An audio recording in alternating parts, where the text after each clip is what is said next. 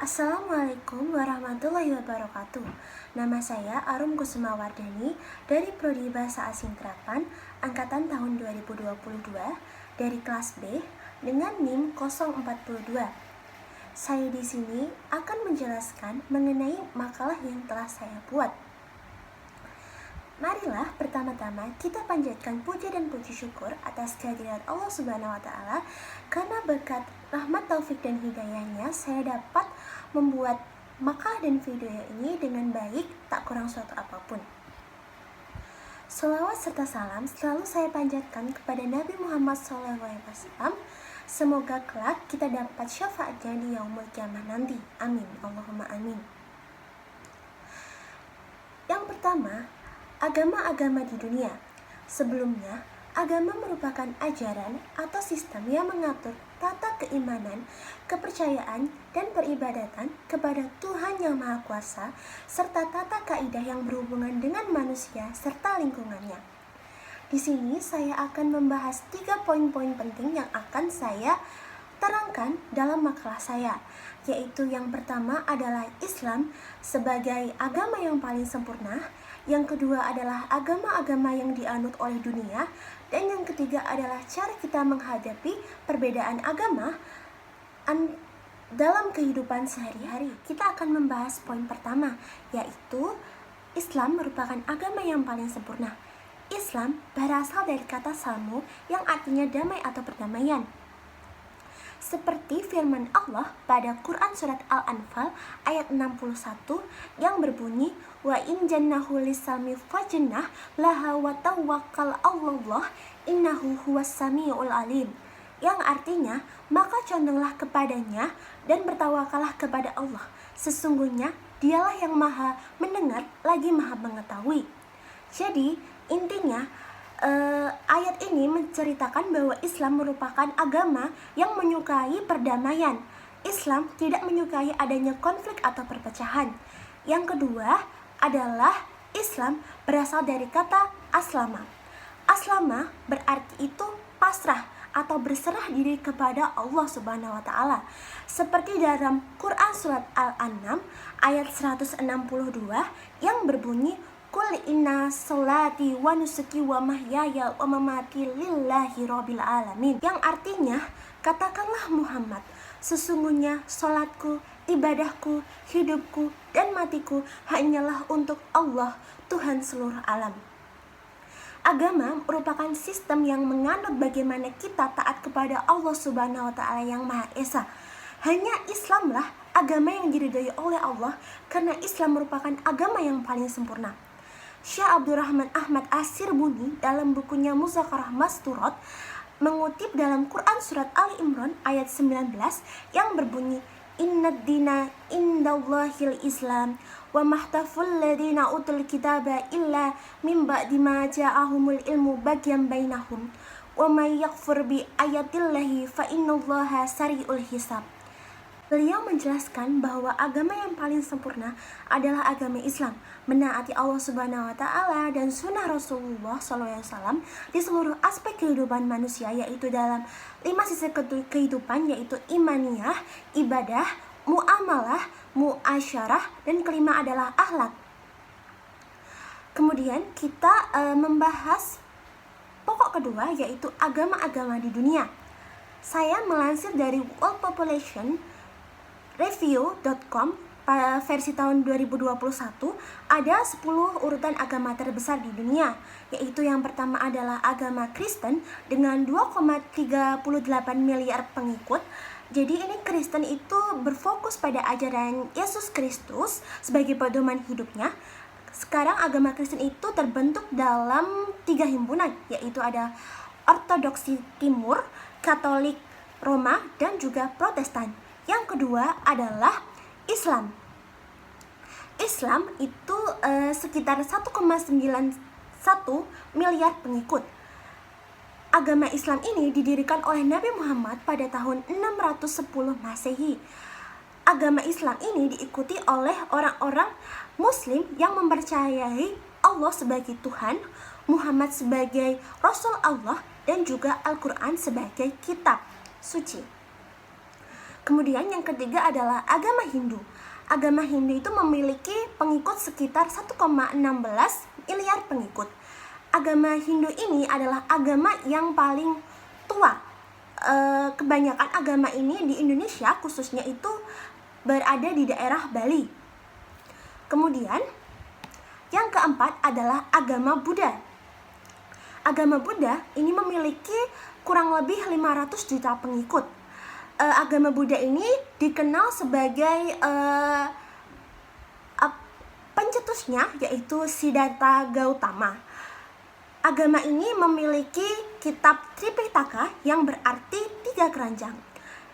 Yang kelima ada agama tradisional Tionghoa yang memiliki pengikut sekitar 430 juta. Jadi pengikutnya ini kebanyakan itu dari Tionghoa, dari suku Han. Tapi mereka tidak memiliki kitab suci resmi dan mereka itu sering memadukan budaya berupa filsafat, Confucianisme, Taoisme dan Buddhisme.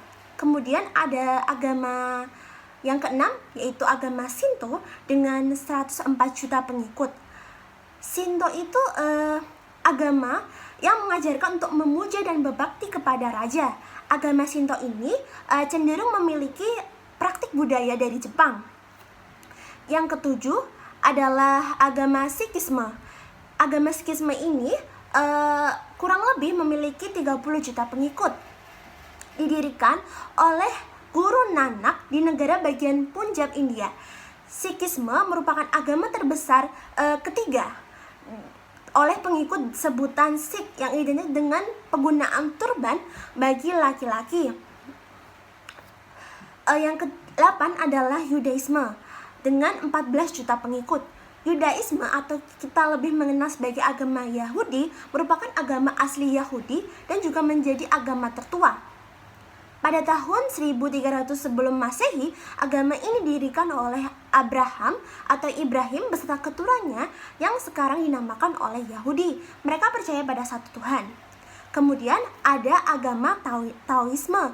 Taoisme ini memiliki sekitar 12 juta pengikut. Taoisme merupakan negara terbesar yang berkembang di Tiongkok sejak 2000 tahun yang lalu dengan Laozi sebagai pendirinya dan kitab Tao Te Ching.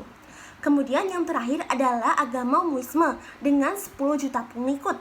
Muisme itu atau biasa yang dikenal dengan Shamanisme Korea dicirikan dengan pengadaan upacara Gut yang beraneka ragam untuk melakukan kontak antara manusia dengan alam roh. Agama ini sangat erat kaitannya dengan budaya dan sejarah tradisional Korea. Kemudian kita telah sampai pada pokok pembahasan terakhir, yaitu cara menyikapi perbedaan antar umat beragama dalam kehidupan. Toleransi dalam beragama sangat dibutuhkan, apalagi dalam era modernisasi ini. Pada masa ke masa itu semakin canggih sehingga memunculkan agama dan kepercayaan baru.